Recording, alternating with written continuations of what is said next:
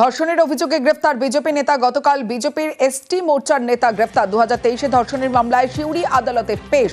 আরো বিস্তারিত জানবো, সুপ্রতিম রয়েছে আমার সঙ্গে। সুপ্রতিম, একদম দেখো, সেটা হচ্ছে যে বীরভূম বিজেপির যে এসটি মোর্চার একজন নেতা সুনীল মুন্ডু, তাকে কিন্তু সিউড়ি থানায় পুলিশ গ্রেপ্তার করেছে এবং যেটা জানা গেছে 2023 সালে তার প্রতি একটি ধর্ষণের মামলা রুজু হয় এবং সেই মামলাতেই তাকে গতকাল রাত্রেবেলায় গ্রেপ্তার করা হয়েছে এবং আজকে তাকে সিউড়ি আদালতে তোলা হয়েছিল এবং তাকে 4 দিনের পুলিশ হেফাজতের নির্দেশ দিয়েছে আদালত।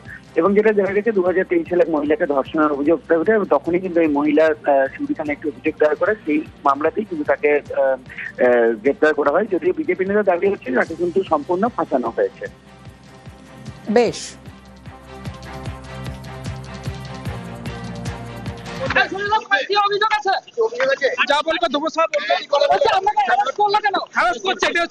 যেহেতু আন্দোলন করেছে সেই কারণে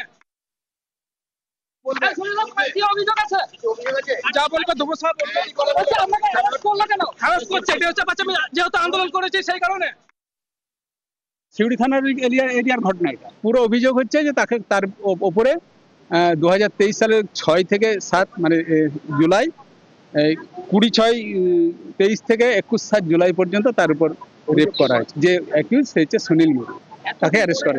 জমি সম্পত্তি নিয়ে ব্যাপারও এর মধ্যে রয়েছে। দূষণ রুখতে সবুজায়নে জোর। জাপানি পদ্ধতিতে বনাঞ্চল তৈরির উদ্যোগ দুর্গাপুর পুরসভার। মিয়াওয়াকি ফরেস্টে থাকবে 66 রকমের গাছ।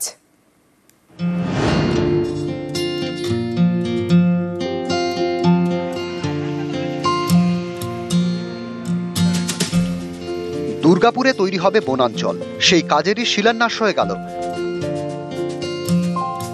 পশ্চিম বর্ধমানের দুর্গাপুর। এখানে একের পর এক কারখানা। এই কারখানা থেকে দূষণ। পুরো এলাকার পাশে জেমুয়া গ্রাম পঞ্চায়েতের শঙ্করপুর। এখানে পুরো এলাকার আবর্জনা ফেলা হয়, দুর্গন্ধে টেকা দায়। এই দূষণ রুখতে সবুজায়নে জোর দিয়েছে দুর্গাপুর পুরসভা। জাপানি পদ্ধতিতে বনাঞ্চল তৈরির উদ্যোগ নিয়েছে। এর জন্য পুরসভার ডাম্পিং গ্রাউন্ডের পাশে 2 বিঘা জমিকে চিহ্নিত করা হয়েছে। আসানসোল দুর্গাপুর উন্নয়ন পর্ষদের জমিতে তৈরি হবে মিয়াওয়াকি ফরেস্ট। এর জন্য বরাদ্দ করা হয়েছে 1,38,00,000 টাকা। বনাঞ্চলে থাকবে 66 রকমের গাছ। এটা 1,38,00,000 টাকা ব্যয়ে আমাদের এই প্রজেক্টটা হচ্ছে। মিয়াওয়াকি ফরেস্ট এটার নাম, জাপানিজ পদ্ধতিতে ফরেস্টটা।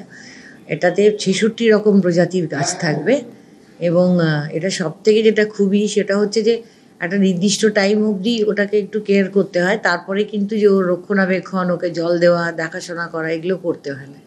অটোমেটিক্যালি সেলফ ফরেস্টেশন, নিজের থেকেই ফরেস্টটা গ্রো করে। মিয়াওয়াকি পদ্ধতিতে অল্প জায়গায় ঘন বন তৈরি করা যায়। পুরসভার দাবি 6 মাসের মধ্যে তৈরি হবে বনাঞ্চল। ডিএমসির এই উদ্যোগকে আমি সাধুবাদ জানাই। আমাদের এই পরিবেশে যে দুর্গন্ধ, যে এত আবর্জনা ওখানে ফেলা হচ্ছে, যে দুর্গন্ধতে আমাদের গ্রামবাসী এলাকাবাসীরা থাকতে পারছে না, সেইখানে যে ডিএমসি যে 2 বিঘা জায়গার মধ্যে যে 66 রকম প্রজাতি গাছ লাগাচ্ছে, সেটা আমরা খুবই খুশি। আজকে সবুজ এই গাছ লাগানোর থেকে আমাদের যে অক্সিজেন পাবো, তাতে আমরা বাঁচবো, আমাদের সব প্রাণী জগৎ সবাই বাঁচবে। দূষণের মাত্রা যেভাবে ধীরে ধীরে বৃদ্ধি পাচ্ছে এবং যেভাবে সবুজায়ন ধীরে ধীরে বিলুপ্ত হচ্ছে, সেই জায়গা থেকে এটা তো একটা দারুণ উদ্যোগ, শুভ উদ্যোগ। যে সংস্থা কর্পোরেশনের সহযোগিতায় বা কর্পোরেশনের মধ্যে দিয়ে যে গাছ লাগাচ্ছে, প্ল্যান্টেশনের সিদ্ধান্ত নিয়েছেন, এটাকে অবশ্যই একজন মানুষ হিসেবে আমি সাধুবাদ করি। দুর্গাপুর থেকে অর্পণ চক্রবর্তী, নিউজ 18 বাংলা। আমার বাংলায় এবার আবহাওয়ার খবরের দিকে নজর রাখতেই হবে, কারণ সপ্তাহ জুড়ে বঙ্গে বৃষ্টি। বৃহস্পতিবার উত্তর বঙ্গোপসাগরে নিম্নচাপ তৈরির সম্ভাবনা। বৃহস্পতি ও শুক্রবার বাড়বে বৃষ্টির পরিমাণ। পুরুলিয়া, বাঁকুড়া, হুগলিতে ভারী বৃষ্টির সতর্কতা রয়েছে। ভারী বৃষ্টির সতর্কতা পশ্চিম মেদিনীপুরেও। অন্যদিকে উত্তরবঙ্গে দার্জিলিং, কালিম্পংয়েও ভারী বৃষ্টির সতর্কতা।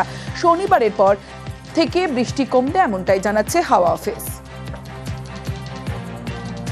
দক্ষিণবঙ্গের সব জেলাতে কিছু কিছু জায়গাতেই বৃষ্টি হওয়ার সম্ভাবনা আছে, যেমন বীরভূম, পশ্চিম বর্ধমান, পুরুলিয়া, বাঁকুড়া, ঝাড়গ্রাম, পশ্চিম পূর্ব মেদিনীপুর, হাওড়া, দক্ষিণ এবং উত্তর 24 পরগনা। উত্তরবঙ্গের কালিম্পং এবং আলিপুরদুয়ার, এই 2 জেলায় বিক্ষিপ্তভাবে ভারী বর্ষণের সম্ভাবনা আছে 2-1 জায়গায়। 23 তারিখে পশ্চিমবঙ্গের সব জেলাগুলোতেই অনেক জায়গাতে বৃষ্টি, হালকা মাঝারি বৃষ্টির সম্ভাবনা রয়েছে। 24-25 এই 2 দিন দক্ষিণবঙ্গের সব জেলাগুলোতেই অধিকাংশ স্থানেই হালকা মাঝারি বৃষ্টির সম্ভাবনা রয়েছে।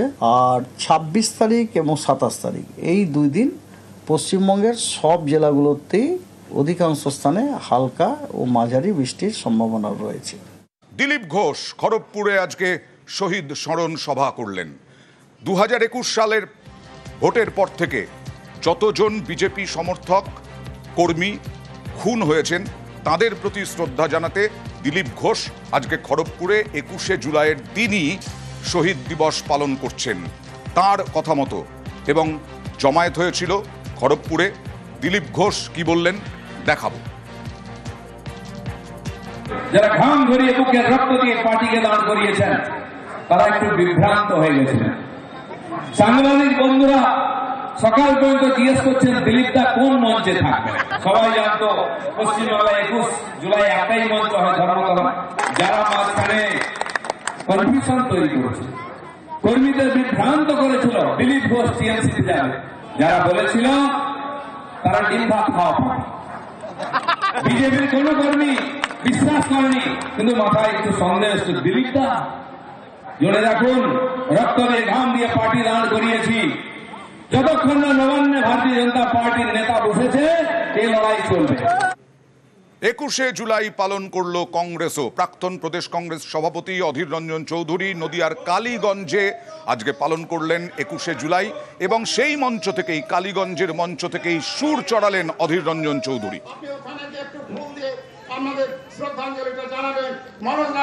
আমি আমার ভোট গ্রহণ কেন্দ্রে গিয়ে আমি মমতা ব্যানার্জি পার্লামেন্টে অনুপ্রবেশকারীদের বিরুদ্ধে লড়াই করতে রে ভাই, এটা মিথ্যাল গেম চলছে বিজেপি আর তৃণমূলে। বিজেপি বলবে রোহিঙ্গা, দিদি বলবে হিন্দু, এই তো খেলা চলছে, ঢপের কীর্তন চলছে। নিজেদের মধ্যে কৃত্রিম যুদ্ধ করে তারা ভোট ভাগাভাগি করতে চাইছে। সংসদের বাদল অধিবেশন শুরু হয়েছে আজ থেকে, আর এই সংসদের বাদল অধিবেশনের শুরুর আগে প্রধানমন্ত্রী নরেন্দ্র মোদী ইঙ্গিত দিয়ে রেখেছিলেন যে প্রত্যেকটি সাংসদের মুখ থেকে আপনারা অপারেশন সিঁদুরের সাফল্য শুনবেন। আজকে ঠিক হয়েছে লোকসভা এবং রাজ্যসভায় কত ঘন্টা ধরে এই অপারেশন সিঁদুর নিয়ে আলোচনা হবে। কথা বলবো প্রতিনিধি মৈত্রীর সঙ্গে। মৈত্রী, বিস্তারিত জানতে চাইবো। দেখো, সরকারের তরফ থেকে আগেই জানানো হয়েছিল যে পেহেলগাঁও এবং অপারেশন সিঁদুর নিয়ে তারা আলোচনার জন্য প্রস্তুত, এবং আজকে বিষয় উপদেষ্টা কমিটির বৈঠকে সিদ্ধান্ত নেওয়া হয়েছে লোকসভায় 16 ঘন্টা এই পেহেলগাঁও এবং অপারেশন সিঁদুরের ওপর আলোচনা করা হবে। বিরোধীরা চলতি সপ্তাহেই আলোচনার জন্য সময় চেয়েছিলেন, কিন্তু প্রধানমন্ত্রী যেহেতু এই সপ্তাহে দেশে থাকছেন না, সেই কারণে আগামী সপ্তাহে এই আলোচনার জন্য দিন ধার্য করা হবে। ফলে আগামী সপ্তাহে লোকসভা এবং রাজ্যসভায় এই পেহেলগাঁও এবং অপারেশন সিঁদুর নিয়ে বিস্তারিত আলোচনা, এবং তার সঙ্গে সঙ্গে কিন্তু এই আলোচনা হওয়ার সঙ্গে সঙ্গে উত্তপ্ত হওয়ার সম্ভাবনা রয়েছে সংসদ। বেশ। साथियों, एक के बाद ऐसी घटनाएं देशभक्ति के लिए, देश की भलाई के लिए संसद में पहुंचे हुए हर माननीय सांसद के लिए गौरव का पल है। और संसद के इस सत्र में ये गौरव गान पूरा देश सुनेगा, हर सांसद से सुनेगा, हर दल से सुनेगा।